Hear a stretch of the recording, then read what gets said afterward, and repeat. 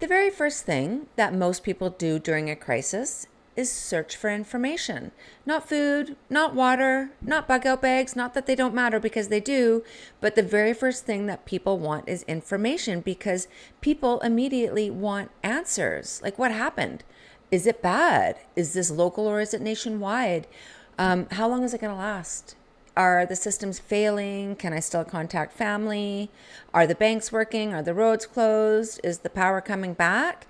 And honestly, I think the first 24 hours after a major emergency may be some of the most confusing hours people ever experience, because during modern emergencies, the same systems that people rely on for answers are often the systems failing at the exact same time. So I'm curious, if communication systems went down for even 72 hours, what would concern you the most? Like, would it not being able to contact your family, no internet, no GPS, no banking access, no local information, or just like the reality of not knowing what's actually happening around you? So please let me know in the comments below, because I think a lot of people are starting to realize how dependent modern life has become on constant connectivity. So today's video, it is inspired by a posting on our platform, preppingcommunities.com. After SHTF, now what? Your survival handbook. So one thing a lot of people realize during emergencies is that most people simply do not know what to do next once the systems start becoming unstable. And that's really what this handbook series is about, trying to create a practical, easy to follow preparedness guide focused on real world situations that people may actually face during emergencies, disasters, communication failures, infrastructure problems, just major disruptions. So in this video, we're going to cover part 1 of the handbook, and part 1 is all about immediate safety and information. And honestly, I think this may be one of the most important parts of preparedness that people rarely think about until something actually goes wrong. Like, how do you figure out what's really happening during a serious emergency? Because once the internet slows down, the cell towers are overloaded, power starts failing, rumors start spreading, and conflicting information starts flooding social media, people often begin panicking long before they actually understand the situation. And that can become dangerous because confusion spreads fast during emergencies, sometimes faster than the emergency itself. And one of the biggest ideas in this handbook is this: information itself becomes a survival resource, because good information can affect whether people evacuate, whether they travel, how they manage supplies, what areas they avoid, whether they panic, and whether they make smart or emotional decisions. And then bad information, well, it can create chaos extremely fast. And I think, like, honestly, modern society has become psychologically dependent on instant information. I mean, we expect instant search results, live updates, GPS navigation, real-time communication, cloud access, constant connectivity. But most people, they've never experienced prolonged uncertainty. And that's why communication failures create panic so quickly. The handbook, it talks about something quite interesting, actually, and that is that human behavior during emergencies becomes surprisingly predictable. The first searches that people usually make are things like power outage map, internet outage, emergency alerts near me, road closures, bank outages, cell service, is it down? Is this a cyber attack? Is this an EMP?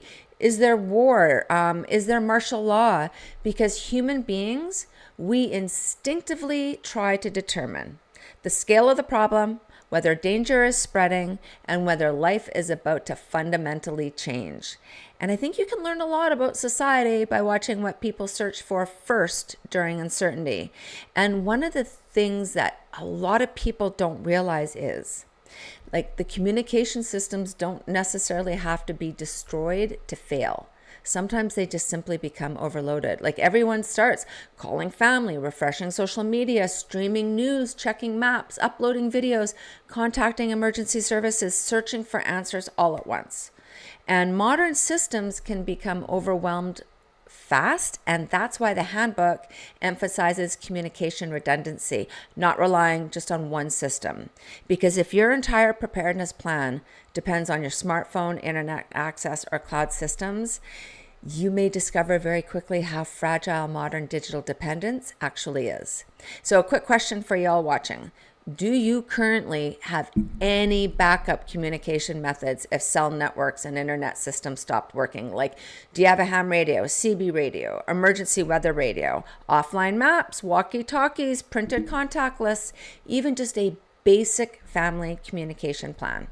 Because most of us are dependent on smartphones than we realize. And I think that this is one of those preparedness topics that people often overlook until systems stop working normally. And this is one reason that emergency radio systems they matter so much, because even today, the handbook covers like the emergency radio broadcast, the NOAA weather radio, ham radio operators, police and fire scanner traffic, CB radio, and offline communication systems, because during many emergencies, radio systems may still continue functioning long after internet systems become unreliable. And preparedness today, it's increasingly about layered communication systems, not just one fragile platform, because one of the biggest psychological turning points during emergencies is when people start asking, like, is this nationwide? Because a local outage is going to feel very different from a widespread infrastructure instability or national grid problems, larger cyber attacks, or a major supply chain disruption, communication collapse. The moment that people suspect that the problem is spreading, fear is going to increase dramatically. And this is where situational awareness becomes critically important, because prepared people often focus less on emotional reactions, right? And more on pattern recognition. Because we start asking, what infrastructure is affected? Are supply chains slowing? Are communications deteriorating? And are multiple systems failing simultaneously? Because small disruptions sometimes become much larger problems quickly. And one major theme throughout this section is the internet itself is fragile. Most of us assume, like, hey, we got cloud systems, search engines, messaging apps, GPS, streaming platforms, and digital communication. It's always going to be available. But modern civilization centralized enormous dependence into relatively fragile systems. And honestly, many people, I don't think, are psychologically prepared for what happens when instant connectivity, it's going to disappear. That's why the handbook repeatedly emphasizes offline preparedness, local information, printed references, emergency frequencies, offline maps, local communication networks, and decentralized systems. This is also one of the reasons that Prepper Offline exists in the first place. The idea is simple. If the internet system becomes unreliable, you still retain access to preparedness knowledge offline with things like emergency communication guides, medical references, survival information, water purification, food preservation, emergency planning, and practical preparedness knowledge.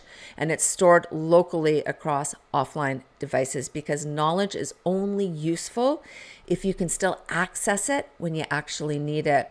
The handbook, it also talks a lot about community awareness, because historically, communities that maintain communication and local coordination often adapt far better during disasters than isolated individuals overwhelmed by confusion. That's another reason for our platform, like preppingcommunities.com. It matters because preparedness is not just about supplies. It is also about communication, local awareness, coordination, shared knowledge, and reducing uncertainty before emergencies happen. So one of the biggest preparedness lessons in this section is this. The first 24 hours after systems start failing are often dominated by confusion more than clarity. People are going to panic because they don't know what's happening, how bad is it, or what's going to happen next. Preparedness helps reduce that uncertainty, not because prepared people are fearless, but because they already spent time thinking through how systems actually work and what to do if they stop working normally. So another question for you. Do you think modern society is becoming too dependent on fragile digital systems? Honestly, I think a lot of people are starting to feel that something has changed. Like the supply chains, the infrastructure, the banking systems, the communications, the power grids. Most of us never think about how much of modern life depends on systems working perfectly in the background every single day until something actually interrupts them, right? And I think that that's one of the reasons that preparedness conversations are growing so much more right now. So before we wrap up again, I just want to quickly mention Prepper Offline because it does connect directly to what we talked about today. Prepping Communities, our platform, it's fantastic. It's awesome when communication systems and the internet are working normally. But when communication fails and the systems go down, you can't just Google search your way to preparedness information anymore. And that is why we created Prepper Offline. Again, it's a fully offline preparedness knowledge system with over 10,000 plus searchable resources stored directly on your own device with no internet required after you download it. It's basically a complete offline version of our preparedness posting library that you can access even if the communication systems become unreliable. And it's updated every month with new preparedness content, guides, manuals, checklists, scenarios, and resources added to the library. People, when they download it, they're storing copies on their laptops, their USB drives, emergency kits, vehicles, cabins, and off-grid setups. Because preparedness today, it is not just about supplies anymore. It is also about having access to knowledge when communication systems become unreliable. So if you want to check out preppingcommunities.com or Prepper Offline, I will leave the links below.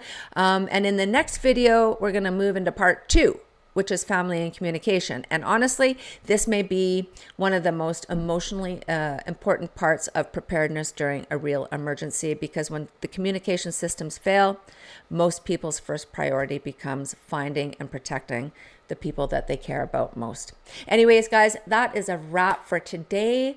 Thanks for spending some time with me today, and I will see you in the next video where we will discuss part 2.